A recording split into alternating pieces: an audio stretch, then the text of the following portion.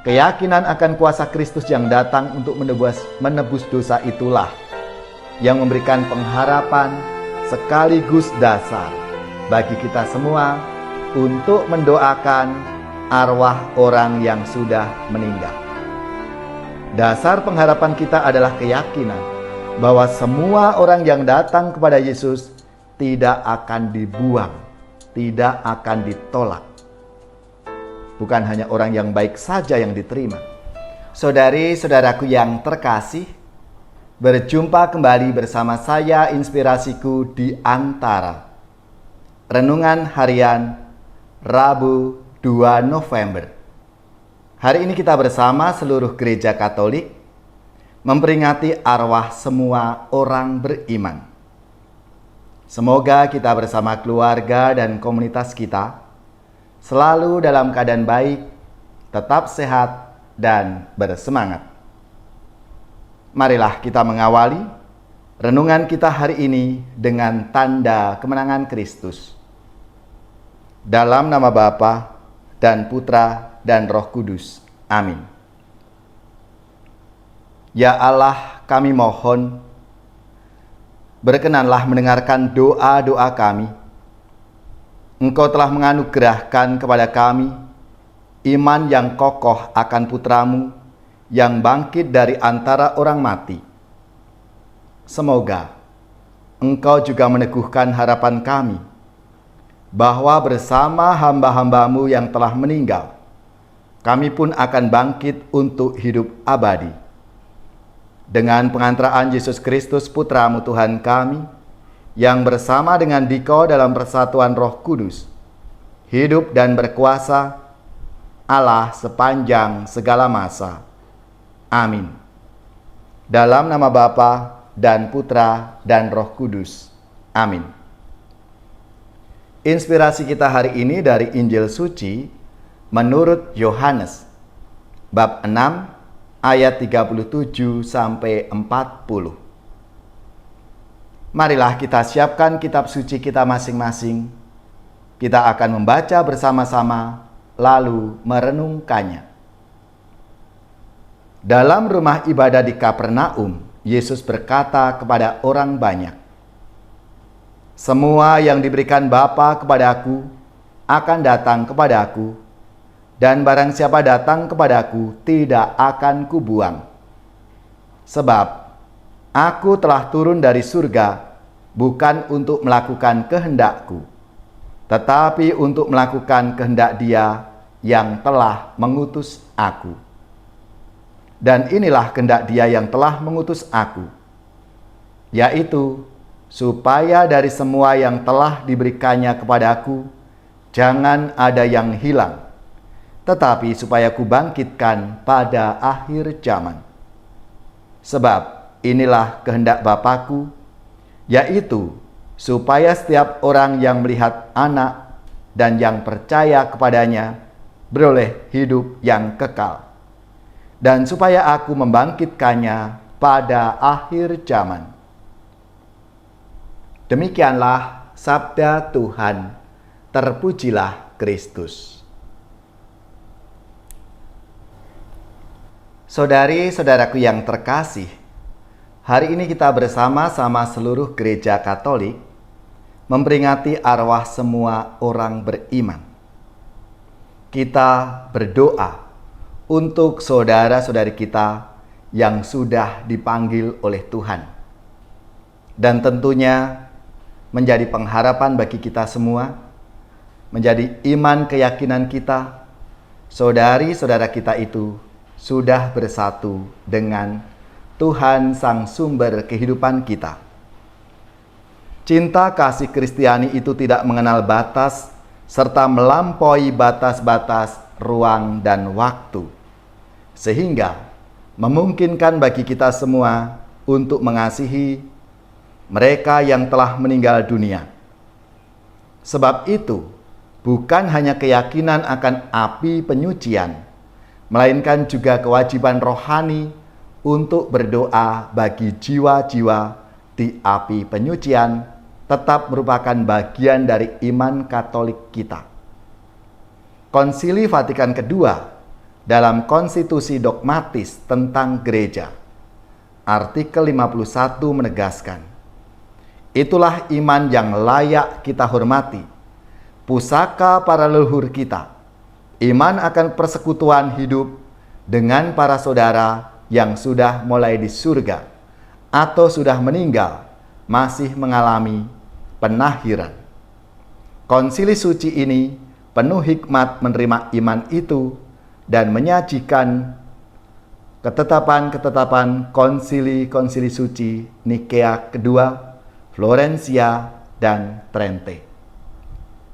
Itulah, saudari-saudaraku yang terkasih, konstitusi dogmatis tentang gereja yang memberikan penegasan kepada kita semua. Dalam sabda Tuhan hari ini sangat jelas menegaskan bahwa kita diselamatkan oleh karena Kristus, bukan karena semata-mata usaha kita. Yesus yang menderita dan wafat di kayu salib itulah yang menebus dosa kita dan mengaruniakan kebangkitan. Yesus sendiri telah turun dari surga untuk melakukan kehendak Bapanya. Kehendak Bapanya adalah agar kita percaya kepada Yesus yang diutusnya itu. Iman kepada Tuhan Yesus inilah yang membawa kita kepada keselamatan.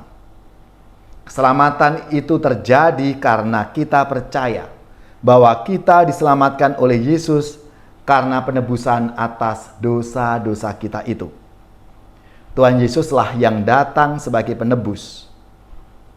Penebusan itu dikerjakannya dengan menderita dan wafat di kayu salib untuk menanggung dosa-dosa kita. Saudari-saudaraku yang terkasih, keyakinan akan kuasa Kristus yang datang untuk menebus dosa itulah yang memberikan pengharapan sekaligus dasar bagi kita semua untuk mendoakan arwah orang yang sudah meninggal. Dasar pengharapan kita adalah keyakinan bahwa semua orang yang datang kepada Yesus tidak akan dibuang, tidak akan ditolak. Bukan hanya orang yang baik saja yang diterima. Orang berdosa pun diterima dan diampuni jika datang kepada Yesus dan mohon pengampunan. Selain itu, keyakinan bahwa doa orang beriman berguna bagi orang yang sudah meninggal juga menguatkan kita untuk berdoa bagi saudari-saudari kita yang sudah dipanggil oleh Tuhan itu. Iman kita sangat menolong bagi orang lain yang membutuhkan. Maka dalam kisah Makabe yang mengirimkan persembahan untuk penghapusan dosa bagi saudari-saudara yang gugur merupakan tindakan beriman yang berguna bagi orang-orang yang sudah meninggal. Berarti kita percaya bahwa orang yang sudah meninggal akan bangkit. Kepercayaan ini menguatkan kita untuk berdoa dan berharap akan kebangkitan. Doa dan iman kita ini sangat diperhitungkan oleh Tuhan. Saudari-saudaraku yang terkasih, iman dan doa kita juga bisa menyelamatkan saudari-saudara kita yang sudah meninggal. Maka kita punya alasan untuk merayakan arwah semua orang beriman. Pada waktu itulah kita berdoa dan berharap bahwa saudari-saudara kita yang sudah meninggal akan memperoleh keselamatan karena kuasa kebangkitan Kristus yang kita imani itu. Marilah saudari-saudaraku yang terkasih, lewat doa-doa kita mengenang, menghormati saudara-saudari kita yang sudah dipanggil oleh Tuhan dan berharap mereka bersatu dengan Tuhan, Sang Sumber kehidupan kita.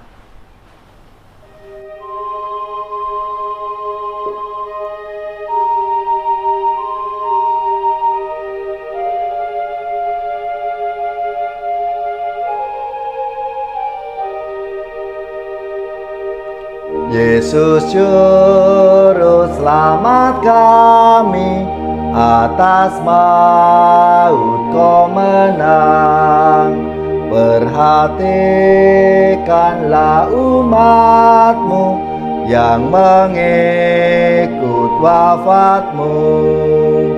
Ya Yesus, dengarkanlah seruan umat-Mu. Yesus, Dikau sang penghibur bagi orang yang sedih. Lipurlah hati umat-Mu dan teguhkan imannya. Ya Yesus, dengarkanlah seruan umat-Mu.